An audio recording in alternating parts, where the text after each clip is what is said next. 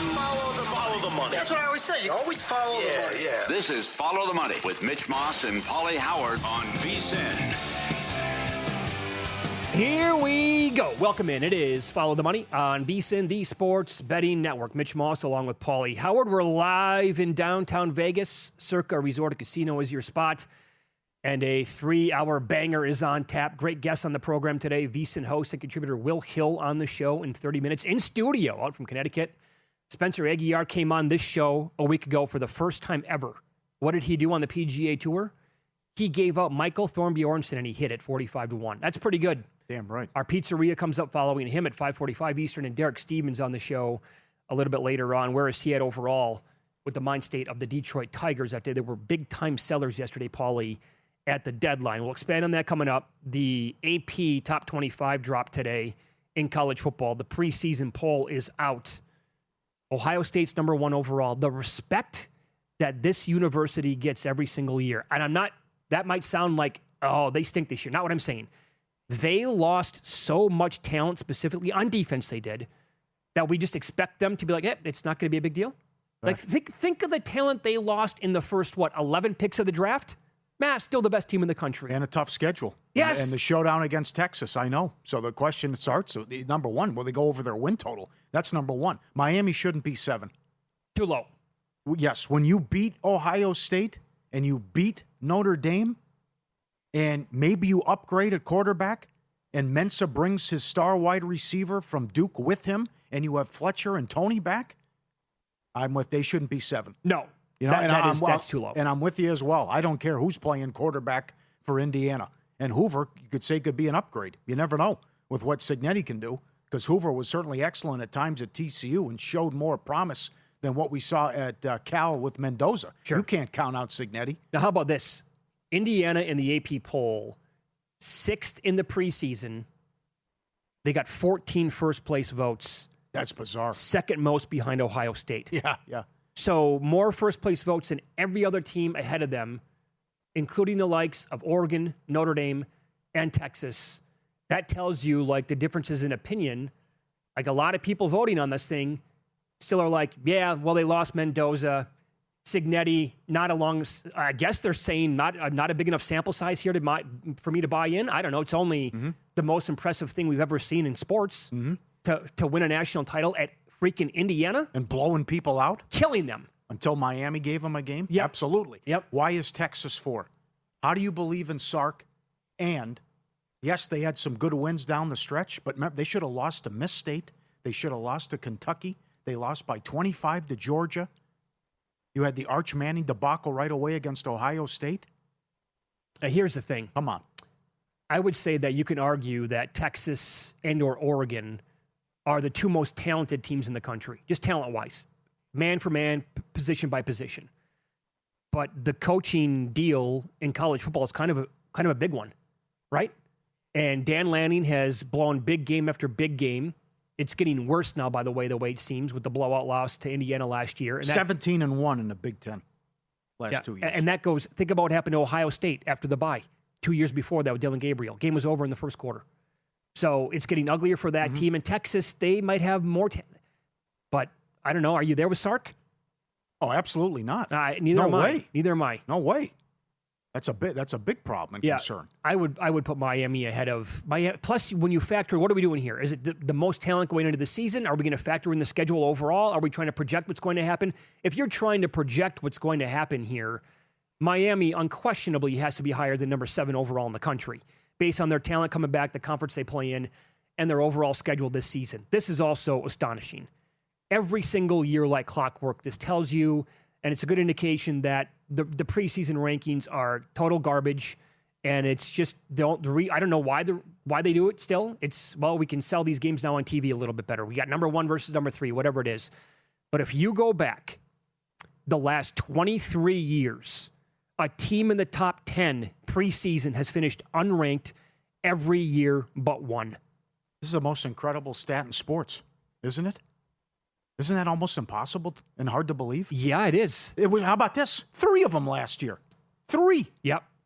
Penn State, LSU, and Clemson. Last season, 11 teams that were ranked in the preseason coaches poll finished unranked. There's 2 locks. Embiid was going to get hurt, and someone is going to finish unranked here out of these 10 teams. That it's this 22-1 run. By the way, Penn State was number 2 in the preseason last year. I'll raise my hand. I thought that team was absolutely going to go to the playoff and have a monstrous season. Didn't happen. Clemson was the other one. Remember the talk? They were odds on to win the ACC. Just put them in every cross-sport parlay. It's going to get done. Yeah, they got me too. Yeah. Total flop yet again. And then LSU, another disaster. And that's why Lane Kiffin is in as a head coach there. The year before that, it was Michigan and Florida State. They missed completely. So I guess you have to, from a betting standpoint, try to figure out which team that's going to be, assuming that history holds true. Yes. I would say Texas A&M. Yeah, that's the team that I landed on as well. Mm-hmm. So a lot of breaks last year. Shouldn't have beat South Carolina. And maybe they fall apart, and that happens. Our college football betting guide is out now as well. VSiN.com/subscribe or VSiN.com/guide to get it today. A&M's ranked number 11. They host Texas and Tennessee. They play at LSU, Alabama, and Oklahoma. A best bet from John McKenchie in the guide is, in fact, Texas A&M under 8.5 wins this year. So Brad Powers thinks they missed the playoffs, too, and have a down year. Yeah, and that might be a betting stamp. Maybe win total under on a team like that, or to miss the playoffs in general. Okay. Yeah. Is that Oklahoma? I know you're high on Ole Miss, but that could be one. So you lose Kiffin and a tough schedule, and maybe they fall apart. Although I would say Texas A&M, though, out of my list. Yeah, I would fully tell you, Paulie, that even though I have positive bets on Ole Miss, the reason why is because I think the talent they brought in is exceptional, and I could not love Trinidad Chambliss more if I tried. But the range of outcomes for Ole Miss is gigantic, in my opinion. I'm talking maybe 10 wins, challenge for the SEC conference, or they finish with 7 and they miss everything entirely. Luke, when's the last time Alabama was in preseason top 10? Was that Saban's first year? Is that how far you have to go back? Alabama's not top 10? I'm trying to think of when another down year could have been. I mean, I can't imagine that. It never happened with Saban after he took over. I think he went 7-6 and then but he after took that, off right. And could have been 2008, yeah. Wow. Because DeBoer had really good teams here in his first couple of years taking over for Saban. They haven't done so hot, but they were definitely preseason top 10. Well, his problem is he's winning the big games, but he's lousy as a double-digit favorite. Yeah, right. He's stinks up the joint when he's expected to win. Well, they're calling. You're gonna go. Sorry. I was going to say, if A&M's the obvious choice of the two of us, who would be the non-obvious? And we're really shocked the world. Well, there could be an injury. I mean, that's one thing. Sure. I mean that I could say Texas. I could see that happening with a tough schedule, and you'd lose to Ohio State, and then you get into conference play. Sure. And what if Manny never takes the leap? That's possible. That people assume is going to happen. Yep. They're calling Whittingham the stain remover. I mean, he was ready. He was done at Utah, and now we'll see how he does at Michigan. I know Humans likes Michigan's win total under. How would you like to have that nickname? I know. Clean up the program. I know. What bad? Yep. And how about Sun Belt Billy is back in the Sun Belt? James Madison. But where he belongs, though, right? I guess, right. Now, what kind of level can he bring James Madison back to? I would say 10, 11 wins year in, year out. I don't think that's a surprise. That's what I had in my head. But right. We're on the same page here and in this I would first say, segment. and a lot of people are high on Chesney and say don't bet against UCLA and that he can come in and they have a tough schedule. Sure. That hurts. But I think they'll surprise a lot of people. And as I said yesterday, USC is 14. Riley's got to prove it to me. You got to win tough games on the road. Yeah, and that's been a disaster for them since they entered the Big Ten. Yeah, and they have a bunch of difficult spots obviously coming up on the schedule this year, playing in that conference as well. If it does work and they win 10 games, a major reason why will be the offense again. And this guy's been so good with quarterbacks and the play that he gets out of them. Baker Mayfield, Kyler Murray, along with Caleb Williams, all Heisman Trophy winners. If they win 10 games, I think Maeva can win this thing. I took him he's the only guy that I have at 25-1. I'm going back and forth on a bunch of other guys, and I haven't added anybody else yet. So, what do you think about LSU? Schedule's too tough.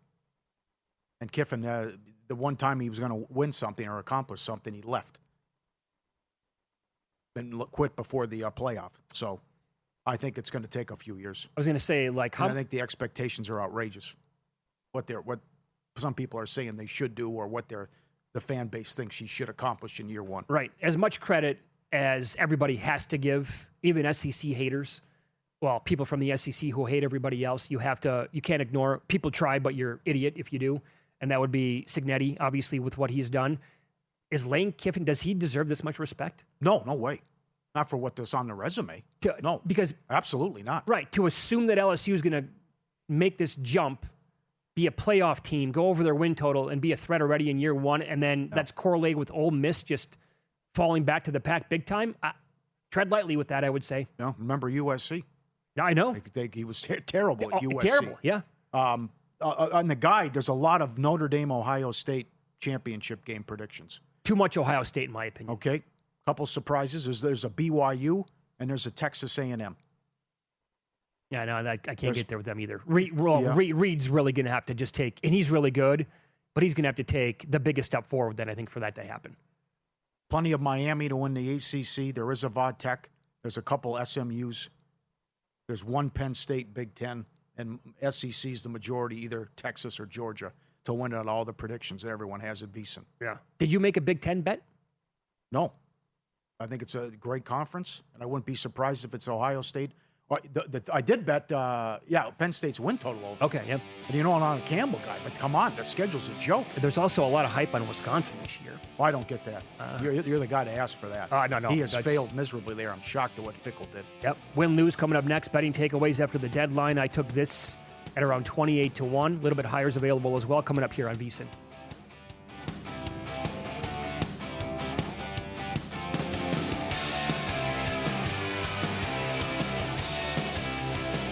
So you're listening to this podcast because you want an edge. But what if I told you you're only halfway there? You've got the mindset. Now it's time to get the toolkit to match. Here's the thing. Pro bettors spend thousands on data and tools, but what they don't want you to know is you can get the same edge for a fraction of the cost with VSiN Pro. With VSiN Pro, you get access to expert picks, public betting data, prop projections, powerful tools, analytics, and more. Tap the link in the description and see why thousands of bettors are already using VSiN Pro to cash more bets.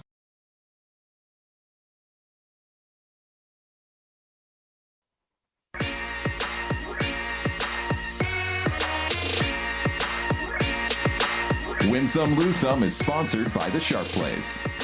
Were you a winner last night? Wow, winning. Or was it a rough one? Well, they can't all be winners, can they? Loser! You're a loser! Paulie Howard recaps the night in sports betting in Win Some, Lose Some. Malinsky special cashes. Strikes again. Schlittler didn't have it. And most strikeouts, that gets Webb there at 10-1, who was solid in the Giants win. Most runs, dead heat, Rays, and Cardinals. The Cardinals were 30-1. 10 home runs in that game. Burleson hit 3. What a wild game that was. Yeah, 6-0 Cardinals. Yep. Yankees take the lead, and then St. Louis puts a ton on the board in the 8th. My God, what were the swings you think live? The Yankees down 6-0 to win the game, and then when they came back to take a 7-6 lead, it's, this game's over with. Yep. Nope, 3 home runs in the same inning. Yep. The Yankees were still 2-10 in play, and St. Louis had the tying run on third with nobody out. They were 2-1. The Pirates were plus 140, 6-1 this year against Milwaukee, and the Blue Jays were plus 130. Lee hits 2 bombs, 70-1. Burleson, 2 home runs, 50-1. I didn't see what 3 was. If you had it, you probably got your own island. WNBA, 3 games, 2 went over. Look, you see those points? Oh, yeah. 100 points again. 3 teams scored 100. 42-15 overrun, non-Golden State games. Golden State, the only one game, and they're in action tonight against the Tempo. The Liberty have scored 90-plus points 6 games in a row, and over money in the Aces in Atlanta, 177.5 up to 183. No sweat, no problem. And again, it was like pick'em or Atlanta favored, and no one's better off a bad loss than the Aces. No, it's rocking chair winner right there with the Aces. By the way, I think that's the approach moving forward. If you haven't been doing this already, maybe the Liberty team total, Paulie. Yeah. Because a game like that, they got up to such a big lead, then it totally died in the fourth quarter. Died in the fourth quarter. I know. That was unfortunate. Phoenix was plus 450 in play. They were down 7 with 3 minutes and beat the Chicago Sky. And Kelsey Plum looked good in her first game. Subscribe, be part of the team, vsin.com, our radio and podcast friends. You always want to see these tweets and videos at Paulie Does Vegas on Instagram.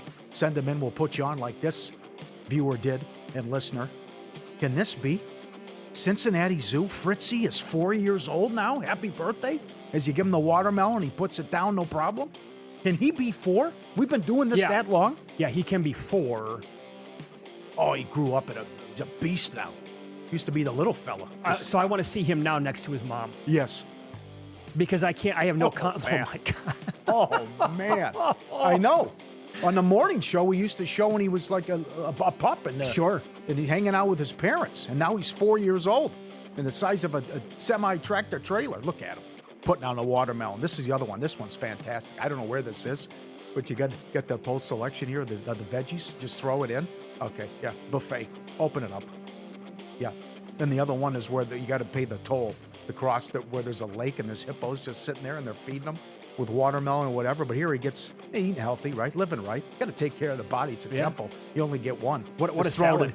in. Yeah, throwing in 20 different items there. Full cucumbers, carrots, apples, all at once. Yeah, why not? It's exactly like Hungry Hippos when we played kids in the early 80s. Liberty over. Lose some, 180.5 up to 183. It died, as you mentioned. Zay Flowers, 4 for 140? Well, What? this is 1 week after Olave. Olave's very good as well. 4 for 132. Olave got 90 million guaranteed. I think Zay got 104 guaranteed. Wow. Holy smokes, man. Lose some. Darnell works on a morning show. Went to see Odyssey in a 70 millimeter. The projector broke. I mean, you get your money back, but then it's so hard to get those tickets. When's the next opportunity I'm going to have? So do you have any idea like how long this is going to be at the theaters and available like in 70 millimeter? I don't know. I have not watched it yet. I don't It's know. tough to get out and go watch a movie when you got a 2-year-old, but my wife and I are trying to plan to make this happen. I have to watch the movie in the theater, otherwise I'm not going to be okay with You got that. to watch it. So yeah, You have to. 70 millimeter. That's a quick update. It's 50% for Best Picture on Kalshi. Yeah. The Academy watched it in 70 millimeter. That's ball game as far as I'm concerned. One Academy member walked out saying, "Good luck to anyone else who's making a movie this year." We asked Roper about that last Monday. Or the 70 millimeter, or No, about betting right now, trying to Right. lock in because does 50% go to like 90? He said too early. no way. That's what he said. I'm with you. You said this during the break. I'm not even going to go see Digger. That looks so weird. I have no interest and whatsoever. that's the second or third choice. Come on. Cruz was one of the short shots to win Best Actor. What are we doing here? Now, I've only seen the preview, so... Yeah. But I have no interest. Lose some. Did you talk about this? Is Romo going to survive this, or is it over? They already pivoted to J.J. Watt already, put him on leave. Well, they had to give him a warning last year about you got to do some prep. Yeah. You're not doing any work here, Tony, and it shows on your broadcast work. And then it's one thing to get, boy, have we changed with DUIs. You can YouTube early 1980s stuff, and there's people on the news complaining. Why won't they let us drive drunk? Come on, Is that right? Oh, absolutely. Go, it's on YouTube, sure. Why won't they let us drive drunk? The stuff on the news. Well, the cops used to follow you home. Come on, Tim, you've had too much. Let's go. That part is absolutely true. They did. I'm from small town Wisconsin, and I know people who could get away with that. Yeah, absolutely. The Washington Commanders tight end coach was 2.5 times over the legal limit. Yeah. But Romo, I think the thing that did him in was the video. Like what? It's like when they caught Newman with the dog in Seinfeld. Like when the cops show up, what took so long? Right. It's like Romo saying, "What took? I've been day drinking for 30 years." He says. Yeah, I know. That's so immediately I looked for a prediction market to post something like, will Romo be back at CBS? I wanted to take the no on that because we already heard about Watt. Here's what I think is going to happen. They put him on leave. I think now just, he will probably lose his job at CBS and then immediately he'll be picked up from another network. I don't know. A lot of people did a 180 on him. That was He overnight, by the way. He was the bee's knees to start, and that's, couple bad beats. Nationals team total over 3.5. They had 3 in the second inning against the Phillies, and that was it. And the Phillies team total was under 4.5. They had 0 in the 7th, and then the grand slam in the 7th, and they added 2 more in the 8th to get to 6. I can give you another one, too.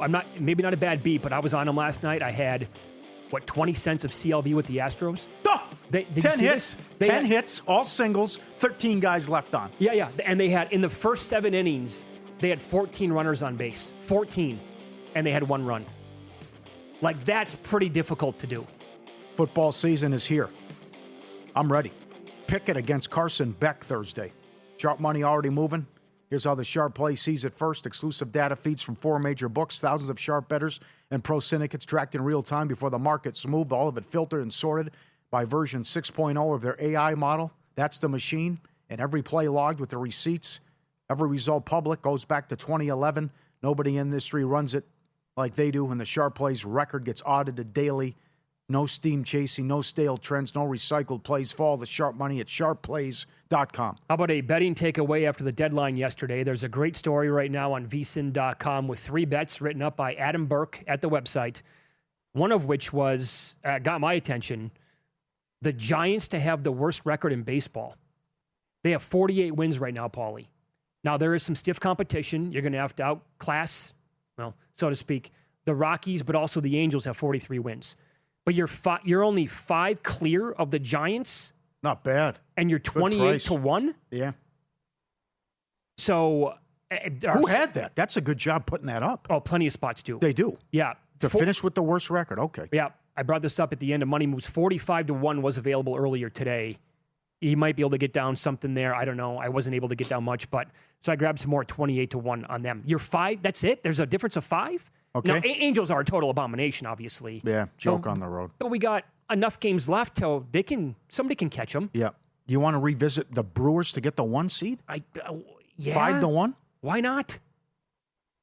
At 5 to 1, I hated their deadline like everybody else. I think most people did anyway. But they're clear right now of the Dodgers? And they can, I think, despite not making a move, they're half other than game Dusty up. May, half game up. Yeah. But they can't, it can't finish Right. 100 to 99. Sure it can. Right. Because I think also, how will the Dodgers try to set up their rotation into the playoffs? Will they, at this point, there's no reason to rush Ohtani back to have him pitch. What do you do with a guy like Glasnow? They're only 2 up on Atlanta. I bet that's a big price, too. Ooh, what are the Braves? I didn't even look at the Braves to get the Braves are the right 1 there. seed. Yeah. They must be a pretty healthy price overall, I would think. Huh. All right. That's typical Nationals baseball, though, last night. Mm-hmm. If you have just been, and again, like the bullpen betting systems that Mackinnon puts at vsin.com, the amount of blowing leads that team has pissed away, courtesy of their bullpen. Again, last night, cruising along, 3-0 the entire time. No, can't even cover the run line in that game last night against the Phillies. That hurts, man, betting that team. Yeah. But that's, get involved with the Phillies live, too. Didn't you know a guy who was 3 times the legal limit? He blew 3 times? I knew a guy in high school who slammed a bottle of Jack Daniels and had to get rushed to the hospital. Oh, God. He was in the hospital for 2. They thought he was going to die. Why did he do that? I think he broke up with his girlfriend. If I recall, it's been a long time. I think that's what happened. Oh. 45 minutes, slammed a bottle of Jack Daniels. So you didn't really, but had to take him to the hospital, was not responding. This guy was 3 times over the legal limit. I think they kept him in jail for 2 days. My buddy didn't drive, but I see what you're saying. Yeah. Oh, my Yep. God. Yep. Can't walk? Yeah. VSiN Hold host up. Will Hill in studio coming up next. Big baseball guy. What futures is he like now that the trading deadline is behind us?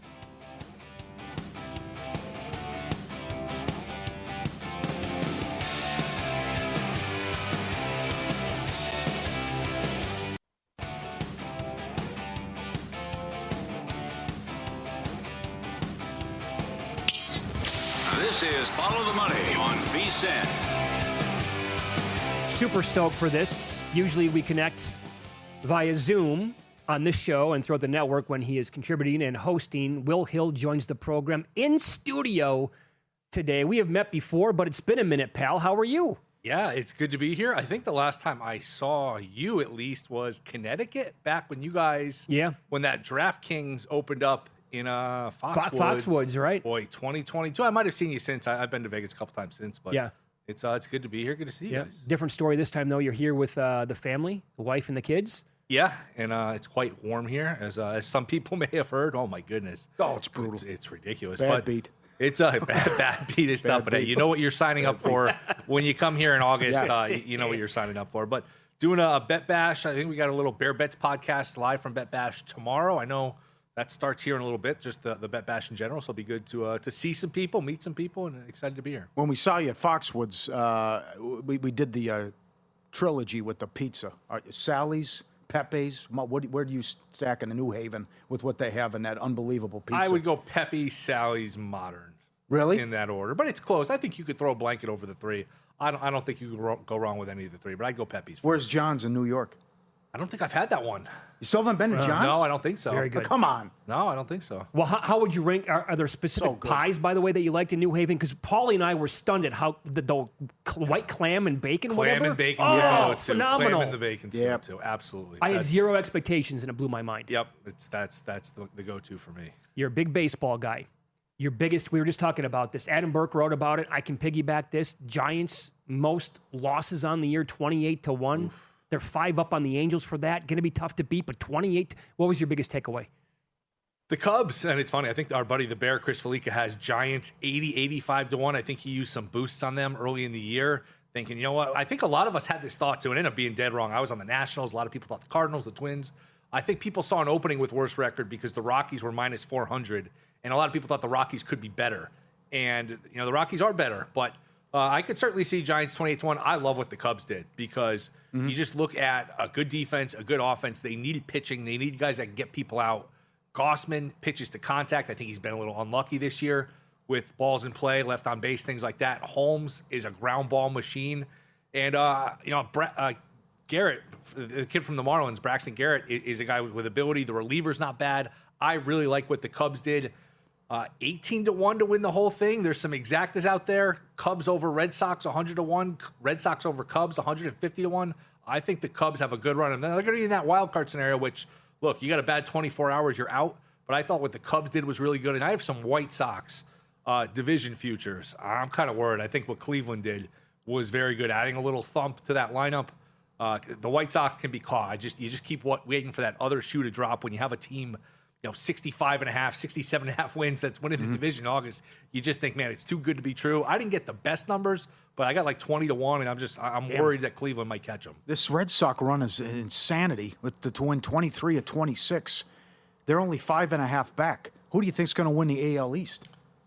Boy, it's so much of it is when is Judge going to be back, and I think that plays into the Yankee deadline where people knocking them for not getting a reliever. I get it. I think their approach was, if Judge is back, we're good. If we're not, we're screwed anyway. So they I thought Garcia was a good bat. I'll say Yankees, but how could you have a lot of confidence? That bullpen, and what a crazy game that was last night. Yeah. All those late runs. I'll say Yankees. I'll say Judge comes back at some point. Maybe, first week in September. They stick around close enough. Garcia, Rice is enough offense. Schlittler, Fried, Cole, that's pretty good pitching. I'll say Yankees, but boy, it's hard to have a lot of confidence. You got to figure the Red Sox cool off at some point. I mean, this is not sustainable. What Yeah, they're not for doing the next to 2 months, I don't to think. just win anyway. every day for I know. a month. It's crazy. I will say this about the Rays.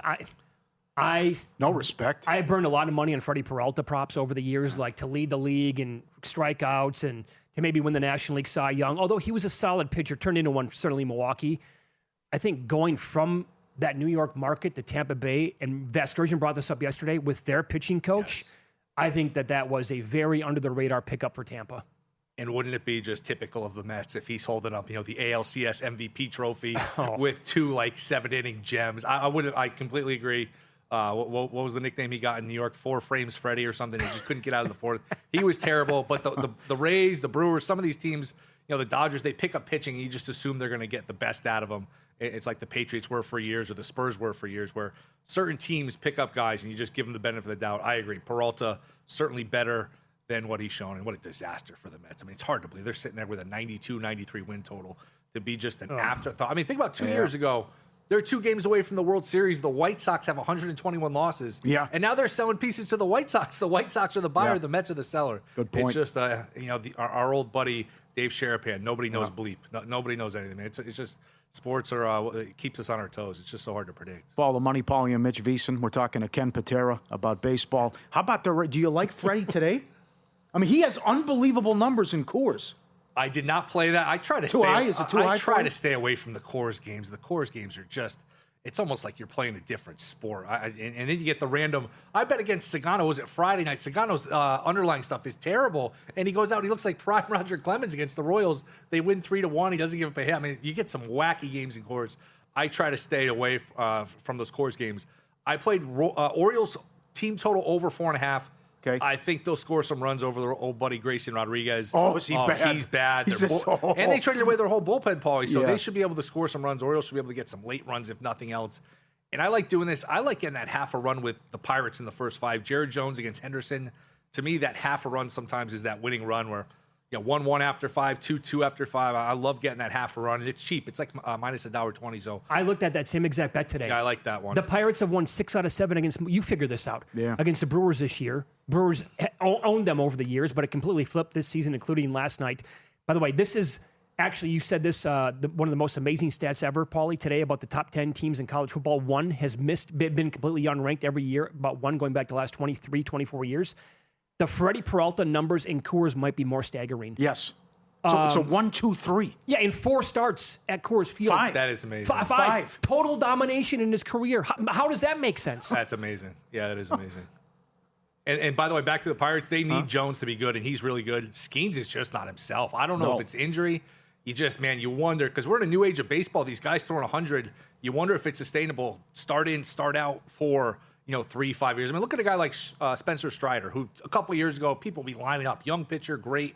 You just wonder if these guys can sustain it for years. And Skeens, you see all the stats not hitting 98 miles an hour. It's a shame because I love the rest of the team. The offense has gotten better.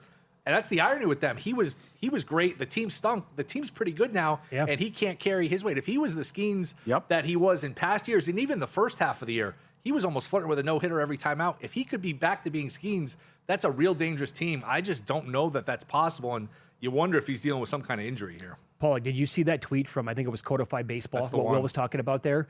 He documented how many pitches Skeens hit 98-plus miles an hour in on every start in his career. Go back a couple of years ago, it was always what, Will, 30, 40 a game? 40, and then you just get, in the last couple months, 0, 0, 0. Yep. Every start? Yep. So is he tinkering too much with the pitches, or is it just the velocity's gone? You always hear that expression, dead arm. Maybe he's got a dead arm. I think that's the best possible scenario. You figure he's so valuable. If he was hurt, he would say something. They would say, hey, you're too valuable. You got to sit down. But he just keeps going out there, and he's not helping them now.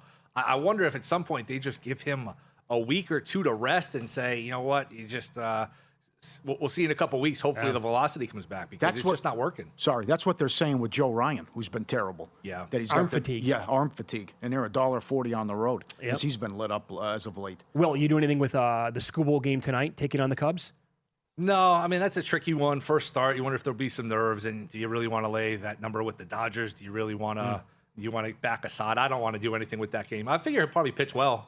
I'm excited to be interesting to see him in that uniform, and I'll definitely be watching that game tonight, but I didn't have any feel for that game. Okay. What else do you like tonight? Mentioned Orioles team total over.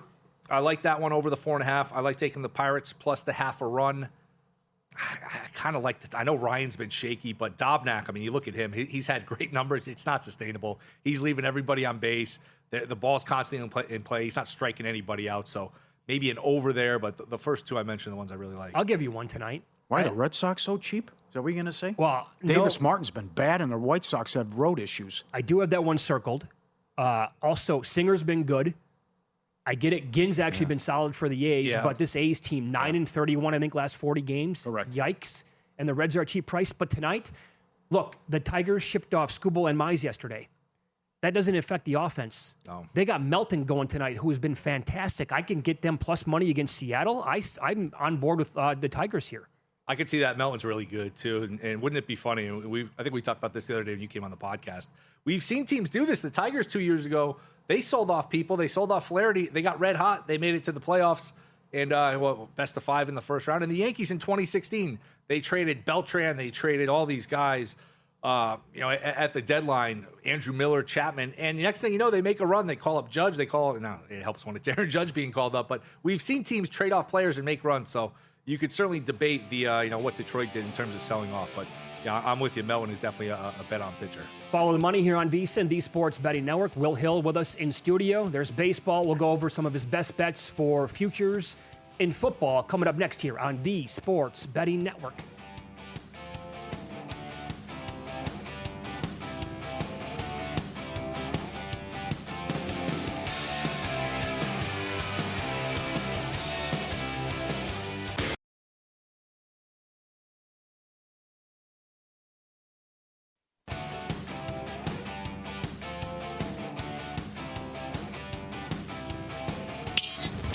This is Follow the Money on VSiN.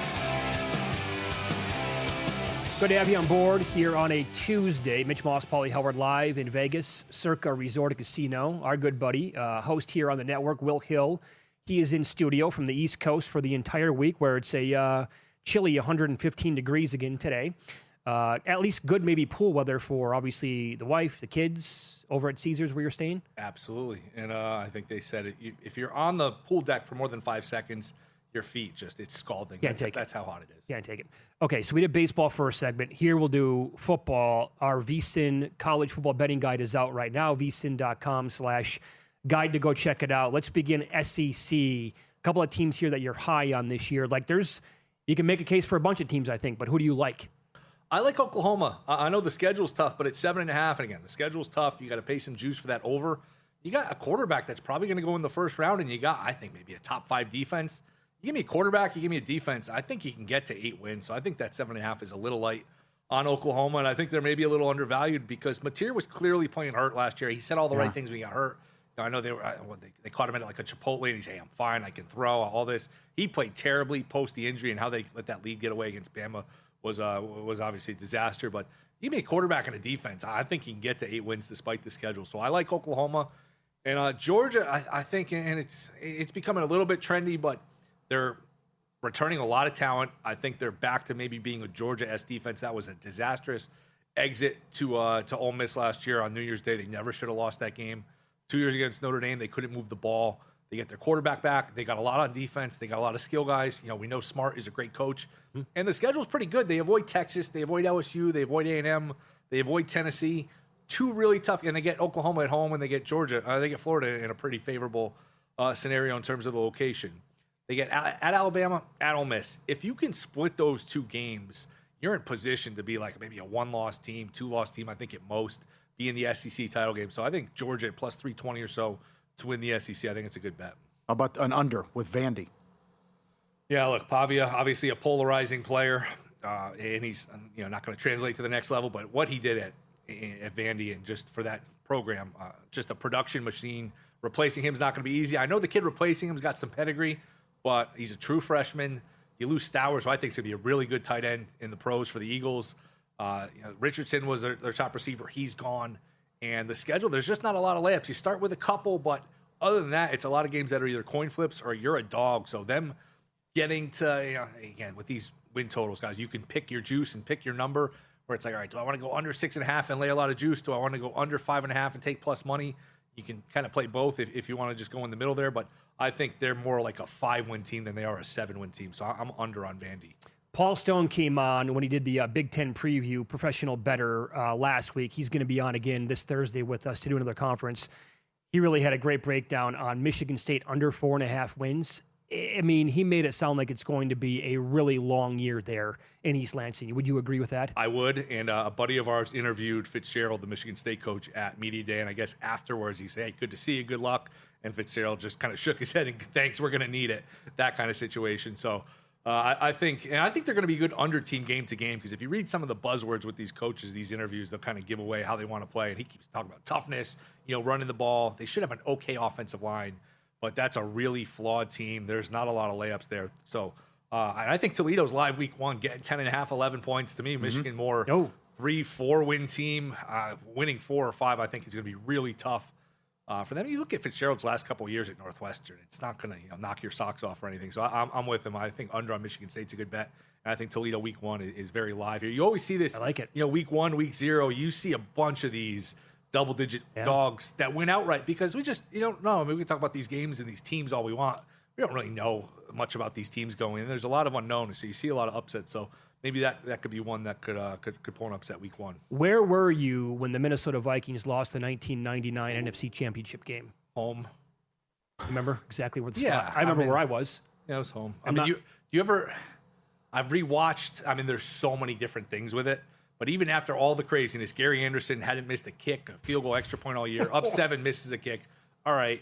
They're up 7. They almost, I can pull up the play. Yeah. They almost intercept the ball on a tip. I think it was Robert Griffin. Dwayne Rudd maybe got a hand on it, and it went right through his hands. Like, all right, touchdown, and this is one of the most inexplicable things that's ever happened. If it ever happened today, people would lose their minds. Yep. The greatest offense of all time, Denny Green, 56 seconds left. He takes a DC in overtime. You got 56 seconds left. You're indoors. You got a good kick. I mean, you got Randy Moss. Run a go route. You got Randy Moss. Yes. I'll see in overtime, and then they lose in overtime. Yeah. And they almost had one to Moss deep. It was just missed. Would have been, and Matt even said, hey, that was very close to almost a walk-off, and you go to the Super Bowl. And here we are, almost 30 years later, still haven't seen him in the Super Bowl. Favre against the Saints, that one they should have gotten home, and then the other ones they got blown out. The Giants, they got blown out. The Eagles, they got blown out. One of these days. How about this? Alfred Williams, who played with the Broncos, they when they won that, they said when the Minnesota lost, we won the Super Bowl. Well, the Jets had them up 10-0 at half, too, and that's one, I guess if you talk to Parcells says, man, that one keeps them up at night because they played Atlanta in the regular season. They killed Atlanta. And that Jets team was really good, and they were up 10-0, and they fumbled. They had a bunch of guys. I'm trying to think who's the fullback. They had a really reliable fullback. I can't remember now. Curtis Martin was one of them, but Sure, yeah. they had 2 or 3 guys fumble in that second half against Denver that never fumbled, and they let the game get away. And they kind of had the same feeling. I think both teams saw that result and said, "Hey, whoever wins this, probably going to win the Super Bowl." Yeah. That Atlanta team was pretty good. I think that Atlanta team might have won 12 or 13. Oh, they games, won, I but- think, 13, 14, something like that. Yeah. Yeah, they won a lot of games. They were really but good. That was Oh, so I'm clearly a lifelong Yeah. Minnesota Vikings fan, much like Paulie here. I've heard every imaginable opinion, probably like you have with the Vikings this year. Where are you at with them? I like them. I Okay. like them. I didn't like them last year. I didn't think they were going to duplicate it. If you just go back and look the last 20-something years, they never seem to put back-to-back years together. But I think this is a little bit more like the year 2 years ago. You got a reclamation project at quarterback, but it's not like he needs to be top 5 or even top 10. If he plays okay, if he's average, the rest of the team, they got skill guys, offensive line. Flores is an automatic top 10 defense. I mean, you can give him anybody. He's going to put out a good defense there. I don't think the schedule's that bad. They avoid the Rams. They avoid the Seahawks. They play the NFC South. Those division games aren't going to be easy, but I wouldn't be shocked if Minnesota finds their way 11-12. I think KOC's a little overrated.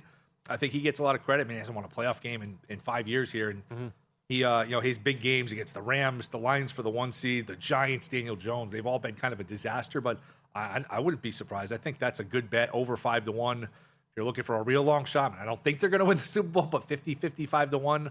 I think there's some value. I think it could be more like a couple years ago where they actually have a good season. Well, maybe 9 wins gets them in, too, because Yeah. you brought one playoff team from the South. Who knows what happens in the East? In the West, I mean, the Rams are loaded. Lou Finocchiaro loves Seattle under. People are down on the Seahawks, and the 49ers have 50 injuries already. Yeah, we were just talking during the break. I can't remember a year. I guess I can't remember the year. The Broncos, after Peyton Manning retired, which makes sense, where the Super Bowl champion is just kind of forgotten about. It's kind of brushed into the side. Hey, nice year. Congrats. But what about this year? You're not going to do it again this year, which some of it's probably Darnold. Some people probably feel like the defense, it's not sustainable from the next year. I'm not sure, but I just can't remember. It's funny how everyone just kind of brushes into the side. Not a lot of people picking them to repeat or go back to the Super Bowl, which I get it. The Rams are really good. The Rams never should have lost that Thursday night game last year. That was a coin flip game in the NFC title game, so I get it. But it's just interesting how you can talk about the Super Bowl champ as kind of being a sleeper, but they're really not being talked about much. Yeah. What is your best bet, by the way, for the NFL? Would it be the Vikings or would it be somebody else? There's some juice now. I think you can still find minus 150 though on Arizona. If you look at that Arizona schedule, boy, find me 5 wins on that schedule. That's going to be really tough for Arizona to win 5 games. I think Arizona, even at the extra juice, I don't want to go under 3.5 at plus money because you know what? NFL, all these games are close. You can kind of fall into 4 wins. Maybe you play somebody at the end of the year that's resting starters, backup quarterbacks, things like that. But under 4.5, even with the juice, I think Arizona is an underplay. It's going to be really hard for them to get the 5 wins. Who do you think wins the AFC North? That's a great question. There's a lot of hype here at the network with Cincinnati. I'm kind of buying in a little bit. Yeah. I'm definitely not taking Baltimore at odds. I'm not laying a price today. No, can't. Lamar's hurt too much, but Burrow's always hurt. I would love to take a shot on Cleveland at 21-1, but I'm not going to. I just that's the one division I don't see a great bet on the board. I really don't. I'd probably fire a dart on Cleveland. Say, maybe who knows? Maybe lightning strikes and you get something with Watson and the defense is good. But that is one division I really don't have many bets in. Do you have any awards bets at this point? I took a shot on McVay at 40-1 Coach of the Year. Yes, you did. Just Yes, you did. because sometimes you can win this award with just dominance. Ron Rivera, I think, with the Panthers won it at like 15-1, and Belichick won it 16-0. Harbaugh won it 1 year. Maybe it's week 8. They're beating everybody by double digits, and that 40-1 is down to 5-6-1, and you can kind of play around with it. He's a long shot for a reason. It's not the up-and-comer team. It's not the surprise team. I just thought it was a little long at 40-1. Paulie thinks you're drunk. Crazy. He said that to Dustin, I think, a couple of weeks back when Dustin was making the same case. Yes. Yeah. It's great to see you, man. I appreciate it, guys. Great to see you. Thanks so for much coming for in. taking a couple of minutes out of your course. vacation here to pop in studio. Don't watch that game anymore. Don't put yourself Oh, through it's that. terrible. I Pure- can't even pure watch torture? it. Yes. Oh, God. The crowd was chanting Super Bowl, Super Bowl. That dirty- Robert Smith kept running out of bounds. That dirty bird still makes me sick. Oh. That stupid bird. Follow him on X at Not The Will Hill. Podcast is called Should Have Bet More. Up next, we'll dive into Heisman Trophy trends and betting the award here on VSiN.